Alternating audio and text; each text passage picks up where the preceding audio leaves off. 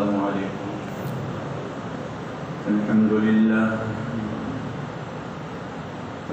لله نحمده ونستعينه ونستغفره ونؤمن به ونتوكل عليه ونعوذ بالله من شرور أنفسنا ومن سيئات أعمالنا.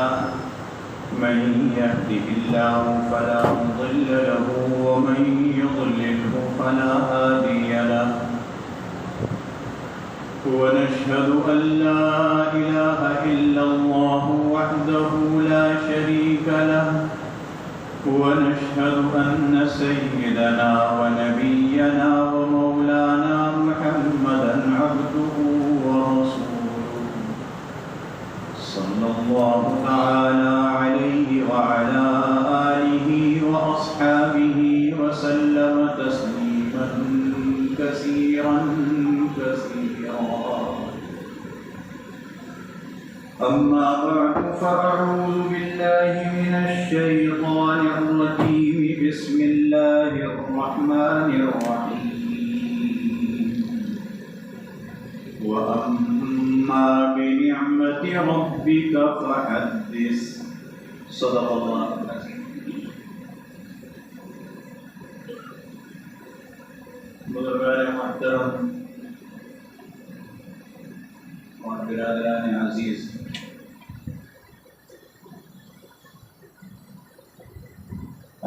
اللہ رب العزت نے جب اس دنیا کا نظام بنانا چاہا تو انسان کی تخلیق سے بہت پہلے اس کو بنا دیا، اور پھر سب سے پہلا آدمی اور سب سے پہلا نبی اور رسول حضرت آدم علیہ السلام کو پیدا فرمایا. حضرت آدم علی نبینا وعلیہ السلام اور حضرت ام حوا رضی اللہ تعالی عنہ کے ذریعے سے اس زمین پر آدمی پھیلے،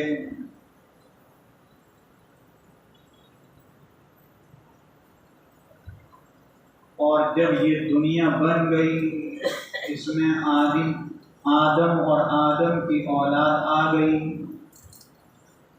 تو اللہ تعالی نے ہمیں اپنی زندگی گزارنے کے لیے، حساب کتاب کے لیے دن اور رات کا حساب سمجھایا. ان دن اور راتوں کو ملا کر مہینہ بنتا ہے، یہ حساب بتلایا. پھر جب 12 مہینے پورے ہو جائیں تو سال بنتا ہے، یہ حساب بتلایا. جب 100 سال پورے ہو جائیں تو 1 صدی بنتی ہے، یہ حساب بتلایا. یہ حساب جو دن رات مہینوں اور سال اور صدیوں کا ہے، یہ 2 قسم پر ہے. ہمارے ہاں جو رائج ہیں وہ 2 ہیں، باقی علاقہ وار تو بہت سارے ہیں.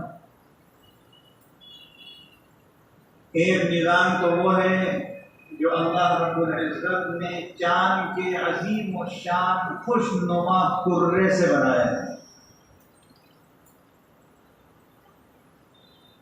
اس نظام کو کہتے ہیں قمری نظام، چاند کا نظام.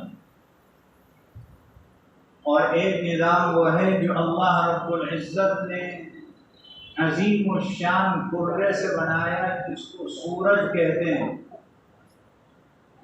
شمس کہتے ہیں. اس سے بھی یہ نظام بنا.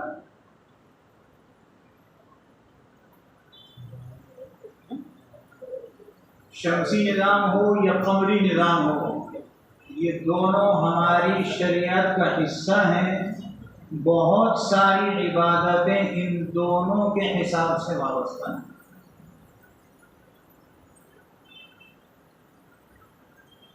پھر ہمارے قمری نظام میں یہ جو مہینے چل رہے ہیں، محرم، صفر، ربیع الاول، ربیع الثانی، جمادی الاولیٰ، جمادی الثانی، رجب، شعبان، رمضان، شوال، ذوالقعدہ، ذوالحجہ، یہ اول دن سے ہمیشہ سے۔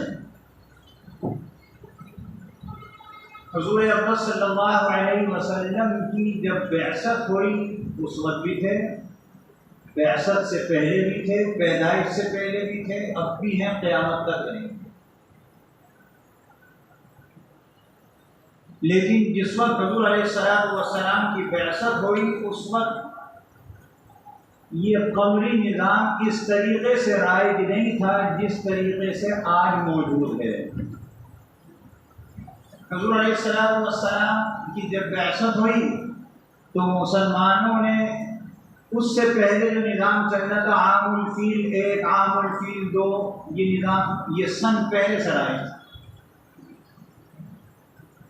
جب مسلمان ہو گئے اور پھر یہ مسلمانوں کے دن گزرتے چلے گئے تو تاریخ کی کتابیں، سیرت کی کتابیں اٹھا کے دیکھیے، حضور اقدس صلی اللہ علیہ وسلم کے نبی بنائے جانے کے بعد جب کوئی تاریخ لکھی جاتی ہے تو سن 1 نبوی، سن 2 نبوی، سن 3 نبوی، نبوت ملنے کا پہلا، دوسرا، تیسرا، یہ سارے سال لکھے۔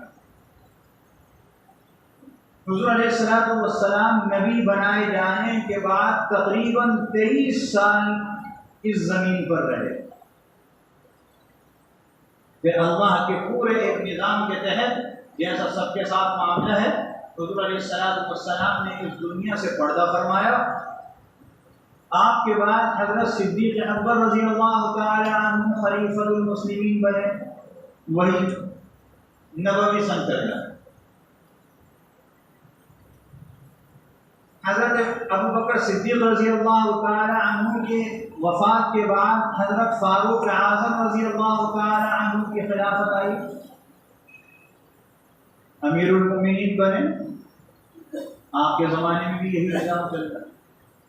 یہ نظام چلتے چلتے جب 2-2.5 سال ہو گئے تو مصر کے گورنر نے ایک خط لکھا امیر المومنین حضرت عمر فاروق رضی اللہ تعالی عنہ کے، اور اس میں ایک درخواست پیش کی کہ جس وقت آپ کا کوئی حکم نامہ، کوئی خط،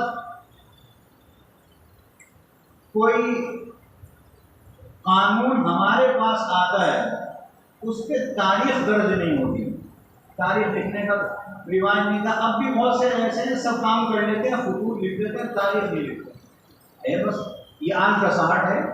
اس زمانے میں کیا تھا؟ رواج نہیں تھا۔ تو انہوں نے کہا کہ کیا ہی اچھا ہو کہ جب آپ خط لکھا کریں، کوئی حکم بھیجا کریں تو اپنی کوئی ایک سن، ایک مہینہ، ایک تاریخ مقرر کریں اور وہ تاریخ لکھا کریں۔ ہمیں معلوم تو ہے کب کا لکھا ہوا ہے، ہمیں تو پتہ ہی نہیں چلتا ابھی کا ہے، 1 سال پہلے کا ہے، 2 سال پہلے کا ہے، ہمیں نہیں معلوم ہے۔ بات پتے کی تھی۔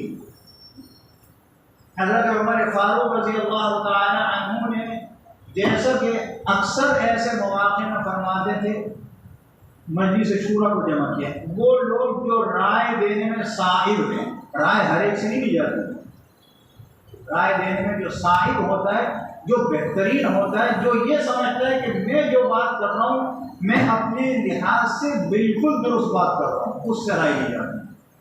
رائے دینے کے بعد رائے لینے والے کو اختیار ہے عمل کرے یا نہ کرے، یہ بھی شریعت ہے۔ آپ نے جمع کیا حضرت عثمان غنی، حضرت علی مرتضی، حضرت عبداللہ ابن عباس، حضرت عبد الرحمن ابن عوف رضی اللہ عنہ، اور بتیرے جو صحابہ تھے رائے دینے والے، جو ان کی مجلس شورا تھی، ان کے نام لکھے ہیں علامہ شبلی نعمانی نے الفاروق میں، یہ مجلس شورا تھے۔ سب کو جمع کیا، کہا یہ خط آیا ہے میرے پاس، اس پر غور کرنا۔ سب نے غور کرنا، رائے دو، کیا کریں؟ اس پہ آراء آنی شروع ہوئی کہ مسلمانوں کو ایک سن رائج کرنا چاہیے، سال بنانا چاہیے، اور پھر یہ کہ وہ سال کب سے شروع ہو۔ رائے دی گئی کہ حضور اقدس صلی اللہ علیہ وسلم کے وفات سے شروع کر دی جائے۔ کسی نے رائے دی کہ ایسا کریں کہ حضور علیہ السلام نے ربیع الاول کے مہینے میں وفات پائی تو ربیع الاول کے مہینے سے شروع کر دی جائے۔ کسی نے رائے دی کہ حضور علیہ السلام نے ربیع الاول کے مہینے میں مکہ مکرمہ سے مدینہ طیبہ کی طرف ہجرت فرمائی، اس سے سال شروع کیا جائے۔ یہ عظیم الشان واقعہ مسلمانوں کو اور اسلام کو عروج حاصل ہوا ہے، اور یہ رائے تھی آخری رائے حضرت علی رضی اللہ تعالیٰ عنہ۔ اور حضرت علی رضی اللہ عنہ کون ہے؟ یہ حضرت عمر فاروق رضی اللہ عنہ کے خسر محترم ہیں۔ حضرت عمر فاروق رضی اللہ عنہ ان کے داماد ہیں۔ حضرت سیدنا امام حسین رضی اللہ عنہ کی سگی بہن حضرت عمر رضی اللہ عنہ کی اہلیہ محترمہ ہے۔ یہ رشتہ داری ہے۔ حضرت عمر رضی اللہ عنہ نے بہت پسند کیا اس رائے کو کہ یہ تو عظیم و شان واقعے کی طرف اس کے نسبت ہو جائے گی، لیکن میری مزید اس پر اضافی رائے یہ ہے کہ بجائے ربیع الاول کے اسے 2 مہینے پہلے کر دیا جائے۔ اور اس کی وجہ کوئی نظام نہیں ہے نا ابھی، یہ آج کا نظام تھوڑی تھا کہ یہاں بیٹھ کے ہم نے ایک میسج کیا اور وہ سیکنڈوں میں ایک دنیا کے سرے سے دوسرے سرے پر پہنچ گیا۔ ایسا نظام نہیں، ہم نے ٹیلی فون کیا اور لائن پر وہ موجود ہے اور وہ بات کر رہا ہے، اس کی آواز ہمیں آ رہی ہے، ہماری آواز اس کو جا رہی ہے۔ رسل و رسائل کا ایسا انتظام نہیں۔ تو حضرت عمر رضی اللہ عنہ نے فرمایا کہ محرم کے مہینہ سے شروع کرنے کی ایک وجہ یہ ہے کہ ذی الحجہ کے مہینے میں حج ہوتا ہے، دنیا اسلام سے اور دیگر علاقوں سے مسلمان حج کے لیے آتے ہیں، وہاں موجود ہوں گے، ہر علاقے کی نمائندگی ہوگی، وہاں اعلان کیا جائے گا۔ مسلمانوں نے ایک سن مقرر کیا، وہ سن فلانے مہینے سے شروع ہوتا ہے، محرم سے ذی الحجہ پر ختم ہو جاتا ہے۔ حساب چاند سے ہوگا، جیسے پرانا حساب تھا وہی اب بھی ہوگا۔ تو اس کا فائدہ یہ ہوگا اس اعلان کا، یہ حجاج جب منتشر ہوں گے دنیا کے مختلف علاقوں میں جائیں گے، ہر علاقے میں ہر ملک میں ہماری بات پہنچ جائے گی۔ بڑا آسان طریقہ تھا، وہی ہوا، پورے ملک میں پوری دنیا میں پھیل گیا مسلمانوں کا ایک سن، اور اس سن کی نسبت کی گئی ہجری۔ آپ دیکھتے ہیں سن لکھا جاتا ہے، آگے ہے بنا دی جاتی ہے، 2 چشمی ہے، اس کا مطلب اشارہ یہ ہے کہ ہجرت، حضور علیہ السلام کی ہجرت مراد ہے۔ تو وہ جو سن شروع ہوا محرم کے مہینے سے ہوا اور حضور علیہ السلام کی ہجرت سے تقریباً 14-15 سال، حضرت عمر رضی اللہ عنہ 14-15 سال پہلے سے شروع کر رہا ہے۔ اس کو کہتے ہیں ہجری سال، تعلق ہے چاند سے، قمری سال اور ہجری سال۔ یہ ہجری سال بیتتے ہم حضور علیہ السلام کے زمانے مبارکہ سے اتنی دور آ گئے کہ 1442 سال بیت گئے۔ 1442 ختم ہو گیا، 29 سے ہجری، اور 1443 شروع ہو گیا۔ اب جب 1443 چل رہا ہے تو مطلب یہ ہوا ہمیں جو پیغام ملا وہ یہ ملا کہ حضور علیہ السلام نے جو مکے سے مدینہ طیبہ کی طرف ہجرت فرمائی تھی اس کو 1443 سال ہو چکے ہیں۔ دیکھیے، یاد ہے، یادگار چیز ہے، یاد ہے۔ اب اس کا حکم بھی سن لیجیے۔ ہماری بدقسمتی یہ ہے کہ آج مسلمان اپنا کلچر چھوڑ کر دوسرے کا کلچر اپنا رہے، اپنا بھول رہا ہے، بالکل بھول رہا ہے۔ جہاں تھوڑی سی توقع تھی اور وہاں کچھ موجود تھا، وہ بدبخت بھی ایسے ہوئے، اللہ کو تباہ برباد کرے سعودیوں کو، ان کے یہاں بھی ختم ہو گئے۔ ورنہ وہاں پہ آپ کوئی سے بھی کام کر لیں، اسلامی تاریخ پہلے لکھی جاتی تھی، بعد میں عیسوی تاریخ لکھی جاتی تھی۔ زمانے کے ریت ہیں، کبھی ایک اچھا آدمی ہوتا ہے، اس کی اولادوں میں جا کر کوئی ایسا نکل آتا ہے جو بالکل بدبخت ہو۔ اچھا، ایک بدبختی تو یہ ہے کہ کلمہ تو پڑھتے ہیں، اپنے ہی مذہب پر قائم ہیں، گئے گزرے ہیں، فاسق فاجر ہیں، سب ہیں، لیکن دوسرے کی چیز نہیں اپنا۔ چلو پھر بھی درست ہے۔ ہمارے یہاں مغل بادشاہ تھے، ہندوستان میں صدیوں حکومت کری، باوجود مسلمان اقلیت میں تھے پھر بھی صدیوں حکومت کرتے. فاسق فاجر ان میں سے کتنے تھے لیکن اسلامی کلچر نہیں چھوڑا. اسلامی کلچر نہیں چھوڑا. جب تک اسلامی کلچر نہیں چھوڑا کامیاب تھے. جہاں وہ چھوٹنے شروع ہوئے دوسرے کے ہاتھ میں چلی گئی. اسی طرح وہاں بھی ہو رہا ہے. اللہ اپنے فضل و کرم سے حرمین شریفین کو صالح اور نیک قیادت نصیب فرمائے. ہم نے اپنا کلچر چھوڑ دیا دوسروں کو لے لیا. اب ہمیں یاد ہی نہیں محرم ربیع الاول سفر یہ اسلامی مہینے میں کسی کو اگر پوچھ لیں بہت کم آپ کو ملیں گے, بہت کم جو یہ ترتیب سے سارے مہینے بتلا دیں, ورنہ نہیں ملیں گے. ہمیں نہ اپنے مہینے یاد ہیں نہ اس مہینے کی تاریخیں یاد ہیں, الا یہ کہ کوئی مخصوص مہینہ آتا رمضان کا سب کو یاد رہتا ہے 14 روزہ 15 روزہ. محرم کا آگے تو عاشورہ یاد ہے. کسی سے پوچھنا عاشورہ کسے کہتے ہیں تو شاید بہت سو کو نہیں پتا ہوگا. عاشورہ کون سی تاریخ کو ہوتا ہے بہت سو کو نہیں پتا ہوگا. ہمیں اپنا کلچر اپنانا چاہیے. میں یہ نہیں کہتا کہ آپ کی ضرورت جو ہے اگر عیسوی تاریخ سے چلتی ہے تو اس ضرورت کو چھوڑ دو, میں نہیں کہہ رہا, بالکل اس پر چلے. لیکن میں یہ کہہ رہا ہوں کہ آپ کے گھروں میں یا آپ کے معاملات میں جہاں تاریخیں درج ہوتی ہیں کیا ہم یہ نہیں کر سکتے کہ ہم اپنی اسلامی تاریخ بھی درج کریں؟ مثال کے طور پر ایک مثال دے رہا ہوں. کون سے گھرانے ایسے ہیں جن کے اندر شادی بیاہ نہیں ہوتا؟ سب کیا ہوتا ہے. اور اللہ رب العزت ایسوں کو جن کے رشتے نہیں ہیں اپنے فضل و کرم سے خیر والے رشتے عطا فرما دے. سب کیا ہوتا ہے. پہلے زمانے میں زبانی کہا جاتا تھا, اب وہ ریت ہے, ہمارا کلچر ہے کہ ہم اس کو کاٹ سکواتے ہیں. اگرچہ اس کاٹ میں بھی ہم بعض اوقات بڑا اسراف کر لیتے ہیں, کاٹ سکواتے ہیں. جہاں ہم عیسوی تاریخ عیسوی مہینہ عیسوی سن لکھتے ہیں تو کیا ہم یہ نہیں کر سکتے اس کے ساتھ اسلامی تاریخ بھی لکھیں؟ جب اسلامی تاریخ لکھیں گے آپ کا کلچر سے کرے اس طریقے سے. تو شریعت کا حکم یہ ہے کہ اگر کوئی آدمی اسلامی تاریخ کو, اسلامی مہینے کو, اسلامی سن کو یاد نہیں رکھے گا, اس کے پورے گھرانے میں کوئی بھی یاد نہیں رکھتا, سب بھولے میں گناہ گار ہیں سارے کے سارے.